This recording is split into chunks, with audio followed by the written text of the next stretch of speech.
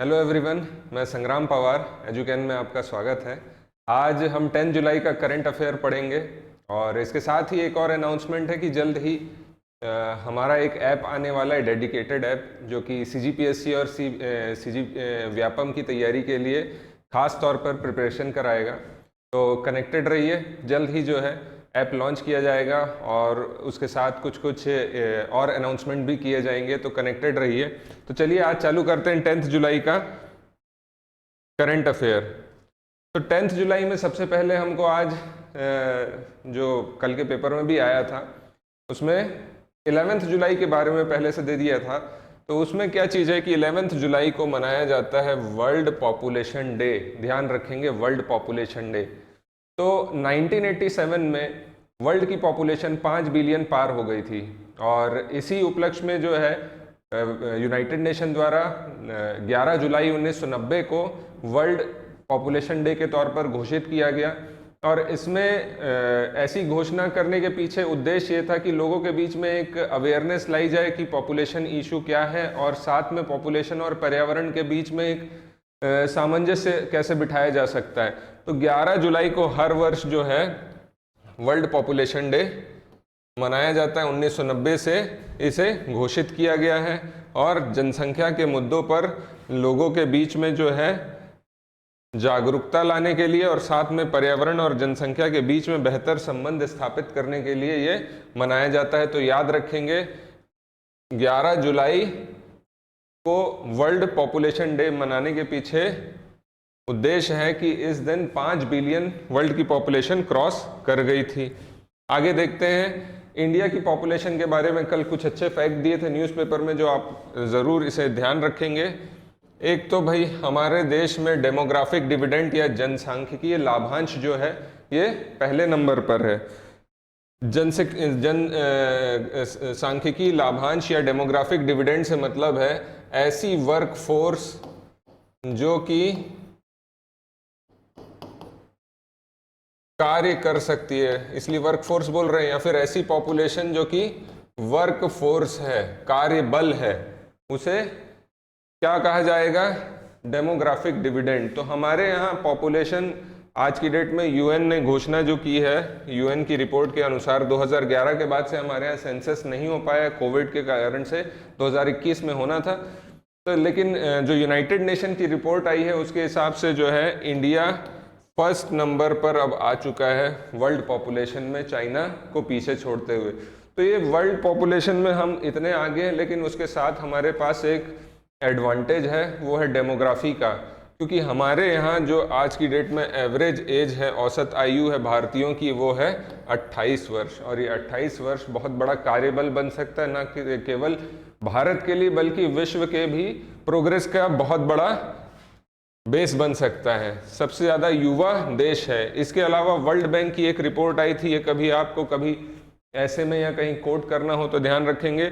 उसमें था कि 1974 से 2023 तक के जो है इंडिया की पॉपुलेशन 2% वार्षिक दर से बढ़ी है, एनुअली 2% के दर से बढ़ी है। वहीं पर अगर जीडीपी या इकोनॉमी की ग्रोथ बोली जाए तो वो 6% एनुअली बढ़ी है। तो मतलब भारत की पॉपुलेशन ने ग्रोथ ज़्यादा दिलाई है देश को। तो मतलब लगभग 3 गुना जो है आपकी ग्रोथ रही है पॉपुलेशन के रिस्पेक्ट में। तो ध्यान रखेंगे, विश्व बैंक का ये रिपोर्ट है। इसके अलावा और चीज़ है कुछ, तो वही लगभग 50 साल में 3 टाइम्स ग्रो हुई है, मैंने बोला, ठीक। और साथ में हमको जो है ये एडवांटेज को का लाभ उठाना चाहिए और विश्व को भी दिलाना चाहिए। तो इसको ध्यान रखेंगे। कुछ फैक्ट्स दिए हुए थे जो आप कोट कर सकते हो। एक था पॉपुलेशन और पॉवर्टी से रिलेटेड, जनसंख्या और गरीबी से संबंधित। 1974 में जहां हमारी जनसंख्या थी 61 करोड़ और उसमें 56% हमारे यहाँ बेरोजगारी थी, और 2019 में ये 138 करोड़ है। अभी गरीबी के आंकड़े नहीं आए हैं सरकारी, लेकिन यूएन रिपोर्ट के अनुसार भारत में 28% गरीबी थी। प्रोडक्शन, उत्पादन में देखें, 1970 में 56 करोड़ हमारी पॉपुलेशन थी और हमारा कुल खाद्यान्न का उत्पादन या फूड ग्रेन्स का उत्पादन 11 करोड़ टन था। ये 2020-21 में 140 करोड़ हो गया और पॉपुलेशन और खाद्यान्न उत्पादन जो है 31 करोड़ टन तक पहुंच गया। तो इससे क्या दिख रहा है कि भारत में पॉपुलेशन भी ग्रो हुई है, तो उसके साथ बाकी सुविधाएं भी इकोनॉमी को बढ़ाने में कारगर रही हैं। अनएम्प्लॉयमेंट अगर देखा जाए कि पॉपुलेशन बढ़ रही तो बेरोजगारी बढ़ेगी, तो अगर फैक्ट देखे जाएं तो पॉपुलेशन 58 करोड़ जब थी 2072 में, तब 5.18 पॉपुलेशन थी और अनएम्प्लॉयमेंट या बेरोजगारी थी। वहीं पर 2021 में 141 करोड़ रही और बेरोजगारी दर 5 से 6% रहा। तो ये कुछ फैक्ट ऐसे आप ध्यान रखेंगे, आपको पेपर में कुछ पॉजिटिव सेंस में कोट करना हो भारत के जनसंख्या के बारे में, तो आप ये मेंशन कर सकते हैं।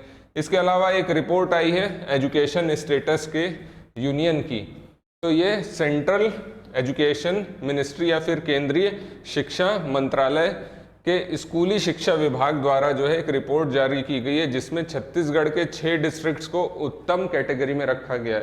3 कैटेगरी थी, टॉप 3 कैटेगरी में, ये 3rd नंबर की कैटेगरी थी। तो इसमें छत्तीसगढ़ से रायपुर, दुर्ग, महासमुंद, ये जिलों के नाम याद रख लेना, धमतरी, सरगुजा और सूरजपुर है। मतलब सरगुजा संभाग से 2 हो गए और रायपुर संभाग से 3 हो गए और 1 दुर्ग खुद है, तो याद रखेंगे ऐसा। आगे देखते हैं हिमाचल प्रदेश।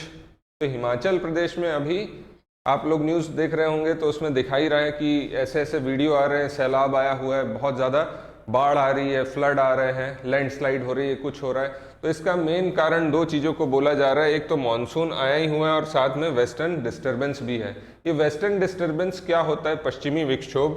तो अगर आप ये वर्ल्ड का मैप देखेंगे तो यहाँ पर होता है आपका मेडिटेरेनियन सी या भूमध्य सागर। तो ये मेडिटेरेनियन सी जो है, यहाँ से जेट स्ट्रीम एक हवाएं चलती हैं इस डायरेक्शन में, काफ़ी हाइट में चलती हैं। तो ये जेट स्ट्रीम जो अपने साथ लेकर आती हैं किसे?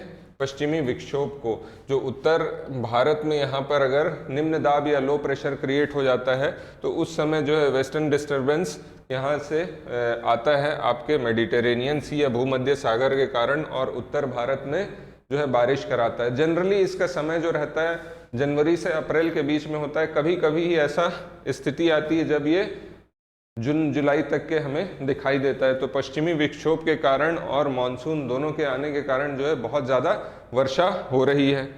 आगे देखते हैं गोदना हब।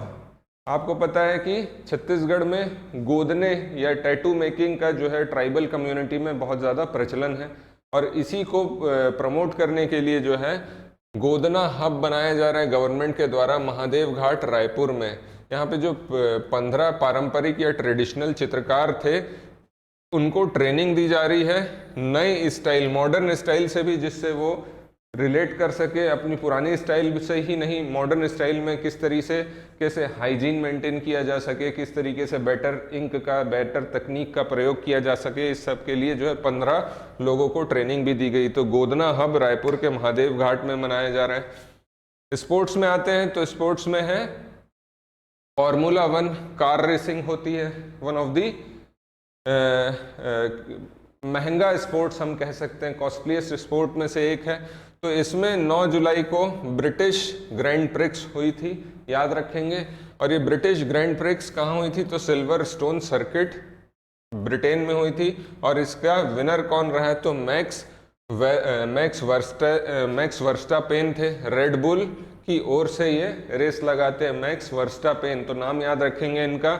इसके अलावा बैडमिंटन में एक खास चीज जो आपको ध्यान रखनी है, इंडिया के प्लेयर हैं लक्ष्य सेन। एकल पुरुष में खेलते हैं, सिंगल मेल कैटेगरी में खेलते हैं। कनाडा ओपन चैंपियनशिप इनने जीती है। ऑल इंग्लैंड चैंपियनशिप के जो विनर थे चाइना के ली शिंग फेंग, उनको हराकर इनने जो है अपने नाम खिताब किया। तो ये फैक्ट ध्यान रखेंगे। तो ये कुछ जो है करंट की न्यूज़ थी, इसे अपने नोट्स में लिख लेंगे। और कल का जो करंट अफेयर है अभी थोड़ी देर में और वो भी अपलोड हो जाएगा। तो जुड़े रहिए, देखते रहिए और साथ में ऐप की वेट करिए। जल्द ही जो है ऐप आने वाला है। आपको डेडिकेटेड कोर्स बहुत ही अच्छी किफ़ायती प्राइस में अवेलेबल होगा। तो मिलते हैं। Thank you very much.